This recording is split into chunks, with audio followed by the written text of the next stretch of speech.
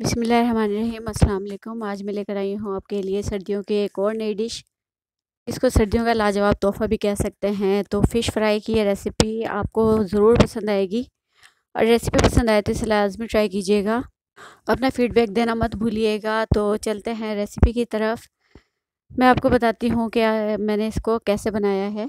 मछली को मैंने नमक, नींबू का रस और अजवाइन लगा के अच्छी तरह से इसको मैंने मिक्स किया और उसको फिर मैंने रख दिया था आधे घंटे के लिए। उसके बाद मैंने इसको मसल के अच्छी तरह धोया। तो इस तरह से इसको धोने से इसकी स्मेल निकल जाती है और आपको जो एक नागवार सी मछली की स्मेल होती है वो नहीं आती है। अब इसमें इसके अंदर डाल रही हूँ 1 पाव बेसन। 2 किलो मैंने यहाँ पे मछली ली थी, इसमें मैंने डाला है 1 पाव बेसन और उसके अंदर मैं डालूँगी 1.5 चम्मच भर के लहसुन अदरक का पेस्ट। और इसके साथ ही मैं इसके अंदर डालूँगी एक पान का फ़िश फ्राई मसाले का पैकेट मैंने इसमें शामिल किया है। पूरा पैकेट मैंने इसमें डाल दिया था, साशे था तो मैंने इसलिए पूरा डाला है। अगर आपके पास डब्बा है तो आप इसमें 2 चम्मच भर के डाल दें। इसके बाद मैं इसमें शामिल करूँगी भुना कूटा धनिया 2 चम्मच, वो भी मैंने इसको मोटा मोटा कूट लिया था भूनने के बाद, वो इसमें डाला है।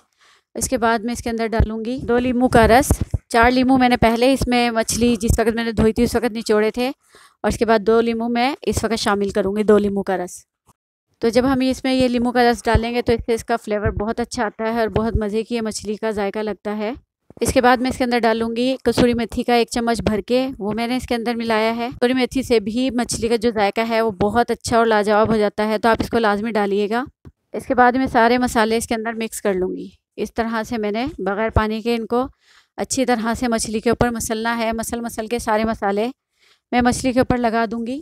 उसके बाद मैं थोड़ा सा पानी इसके ऊपर डालूँगी। इस तरह से पानी हल्का हल्का हाथ से छिड़क के फिर मैं मसाले दोबारा से इसको मिक्स करूँगी। अब इस तरह से सारे मसाले मछली पे मसल के लगाते रहेंगे ऊपर नीचे करके। तो जितने अच्छे तरीके से हम इसको मसलेंगे और सारा मसाला मछली के ऊपर आता जाएगा और इतना ही अच्छा इसका मछली का जायका आएगा। 1 चम्मच के करीब मैं इसके अंदर डालूँगी कुटी हुई लाल मिर्च। तो आप मिर्चें अपने हिसाब से कम या ज़्यादा कर सकते हैं। मुझे यहाँ पे मिर्चें थोड़ी कम लगी थी तो मैंने इस पर कुटी हुई लाल मिर्चें डाली हैं, तो आप पिसी हुई भी शामिल कर सकते हैं। अब मैं इसको दोबारा से अच्छी तरह से मिक्स करूँगी। जितनी अच्छी मसाले की मिक्सिंग होगी इतनी ही मछली लाजवाब बनेगी। तो अब इस बात का ध्यान रखिएगा कि मसाले अच्छी तरह से हमने इस तरह से मछली के ऊपर लगा देने हैं अच्छे तरीके से। नमक इसमें डालूँगी मैं थोड़ा सा, क्योंकि नमक मछली पे पहले से लगा हुआ भी था और उसके ऊपर हमने नींबू का रस भी लगाया था और बाद में भी हमने इसमें नींबू का रस शामिल किया है। तो मछली में नमक और नींबू का रस डालने से पहले ही खटास ज़्यादा होती है, तो इसलिए हम थोड़ा ही नमक इसमें शामिल करेंगे और फिर बाद में हम इसका मसाला चेक कर लेंगे। अगर हमें नमक कम लगा तो हम दोबारा इसमें शामिल कर लेंगे। ये देखें जी, मसाला हमारा मछली के ऊपर कितने अच्छे तरीके से लग चुका है। जितना पतला हम बैटर बनाएंगे इतनी ही हमारी क्रिस्पी मछली फ्राई होगी। और अब मैं यहाँ पे डालूँगी थोड़ा सा फूड कलर और थोड़ा सा हल्दी, उसको मैंने पानी में मिक्स कर लिया है और मैं इसको अच्छी तरह इसके ऊपर डाल के इसको भी मैं मिक्स कर दूँगी। इससे जो मछली का कलर है वो बहुत अच्छा आता है। मसाले यहाँ पे हमारे सारे लग चुके हैं मछली के ऊपर। अब हम इसको रख देंगे कुछ देर के लिए ढाँप के। तो आपके पास अगर टाइम ज़्यादा है तो आप 1 दिन या कम से कम आधा दिन या 2 घंटे या आधा घंटा तो लाजमी रखिएगा, वरना आप फ़ौरी भी फ्राई करके इसको खा सकते हैं। ये ऐसे भी मज़ेदार लगेगी। आधे घंटे के बाद यहाँ पे मैंने ऑयल गरम करने के लिए रख दिया था कढ़ाई में। अब मैं इसमें मछली के पीस डाल दूँगी और एक टाइम में हमने 2 पीस से ज़्यादा नहीं डालने हैं। अगर आपके ये बर्तन बड़ा है तो आप इसमें 3 से 4 भी शामिल कर सकते हैं। तो हम इसको पकने देंगे अच्छी तरह से। इतना हम इसको पकाएंगे कि जो इसका कलर है वो अच्छी तरह गोल्डन हो जाए और नीचे से ये पेंदे पे चिपके भी ना, तो ये खुद ही पेंदा छोड़ देगा जब ये पकने के बाद। और अगर हम इसको कच्चा ही हिलाना जुलाना शुरू कर देंगे तो मसाला जो इस पर लगा हुआ है सारा ही उतर जाएगा। अभी एक साइड से इसका कलर गोल्डन होना शुरू हो गया है। अब हम इसकी साइड चेंज कर देंगे।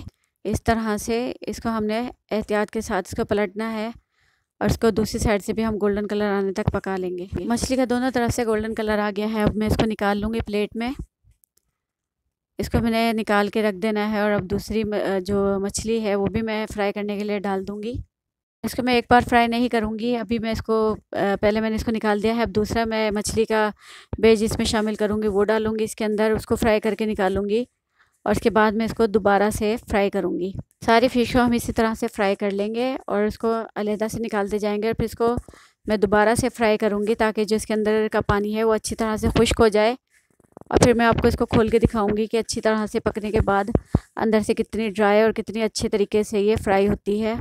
एक बार हम इसको 8 से 10 मिनट तक फ्राई करेंगे हल्की आंच पे। उसके बाद हम दोबारा से उससे थोड़ी तेज़ आंच करेंगे और 8 से 10 मिनट दोबारा से हम इसको फ्राई करेंगे तो ये बहुत अच्छी मछली हमारी फ्राई हो जाती है। अब मैं इसको निकाल लूँगी। ये देखें इसका भी कलर कितना खूबसूरत सा आया है। और उसके बाद मैं इनको दोबारा से फ्राई करूँगी।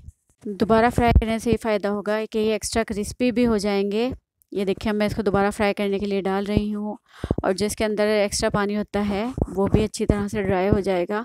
और जब हम इसको अंदर से खोलेंगे तो ये जो क्रिस्टल से बने होते हैं इस तरह से बनी हुई होगी और जायका भी इसका अच्छा हो जाता है और क्रिस्पी और मज़ेदार भी हो जाती है। ये देखें जी एक्स्ट्रा क्रिस्पी हमारी फ़िश फ्राई हो चुकी है। अब मैं इसको निकालूँगी एक प्लेट में और सारी फ़िश को मैं इसी तरह से प्लेट में निकाल लूँगी। इसके बाद मैं आपको दिखाऊंगी कि अंदर से कितनी अच्छी और क्रिस्पी फ़िश बनी है। देखें जी अंदर से भी इसको देख लें कितनी अच्छी फ्राई हुई है और इसके क्रिस्टल कितने अच्छे बने हैं। तो आप इस रेसिपी को लाजमी ट्राई कीजिएगा और रेसिपी पसंद आए तो इसे लाइक करें, शेयर करें और हमारे चैनल को लाजमी सब्सक्राइब करें। मुझे दुआ में याद रखिएगा। शुक्रिया। अल्लाह हाफिज़।